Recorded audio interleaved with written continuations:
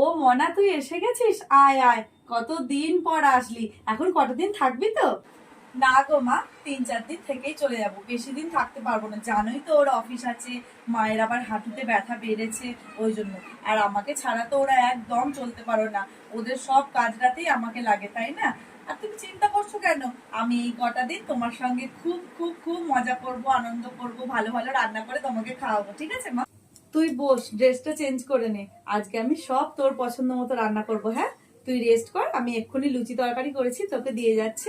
তারপর আমি রান্নাগুলো করে নিই, ঠিক আছে? আচ্ছা ঠিক আছে মা, তোমার হাতের খাবার কত দিন খাইনি, যাও। মনা শোন না, তুই একটু বস, আমি আসছি। কারণ লুচিগুলো না পুরো একদম নেতিয়ে গেছে।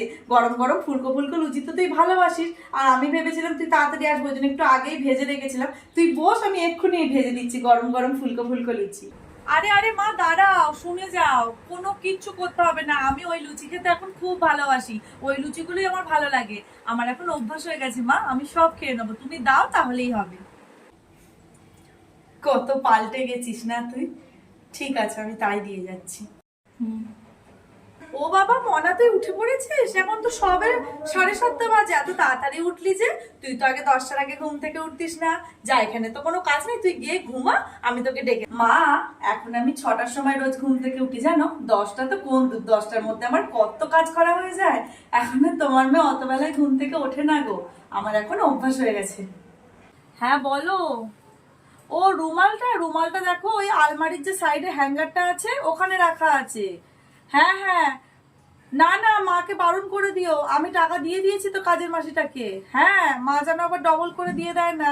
হ্যাঁ হ্যাঁ, সিলিন্ডারের টাকাটা ওই যে আলমারির ওই পাতার তলায় রাখা আছে, মাকে বলে দিও একটু। হ্যাঁ, আচ্ছা ঠিক আছে। বাবা, আমার এই ছোট্ট মেয়েটা কবে এত বড় হয়ে গেল রে, যে নিজে কোথায় কি রেখেছে সেটাই মনে রাখতো না, আর এখন কত কিছু দায়িত্ব নিজে নিয়ে নিয়েছে। মা, তোমার মেয়ে আর ছোট নেই মা, তোমার মতো পুরো সংসারী হয়ে উঠেছে। তুমি যেরকম তোমার সব কিছু বিসর্জন দিয়ে তোমার ছেলে মেয়ে, তারপর তোমার স্বামী সন্তান, তোমার শাশুড়ির জন্য সবকিছু দান করে দিয়েছো, সেরকম আমিও আস্তে আস্তে শিখে গেছি। তুই অনেক বদলে গেছিস রে মনা। তোর শখ, তোর পছন্দ, তোর অপছন্দ, সব কিছুই কেমন যেন বদলে গেছে। অবশ্য সেটাই হয়, প্রত্যেকটা মেয়ের বিয়ের আগে আর পরে অনেকটা চেঞ্জ হয়ে যায়। আগে আমি যেগুলো ভালোবাসতাম না, এখন আমি সব মানিয়ে নিয়েছি মা। সময় মানুষকে পুরোপুরি পাল্টে দেয়, বিশেষত মেয়েদেরকে। যেরকম তুমি নিজেকে পাল্টে ফেলেছো, সেরকম আমিও আস্তে আস্তে পাল্টে ফেলেছি মা। ঠিকই বলেছো। এখন আমার নিজের পছন্দ বলে তো কিছু নেই। আমার বরের পছন্দ, আমার শাশুড়ির পছন্দ, আমার শ্বশুরের পছন্দ, সবার পছন্দটাই আমার পছন্দ।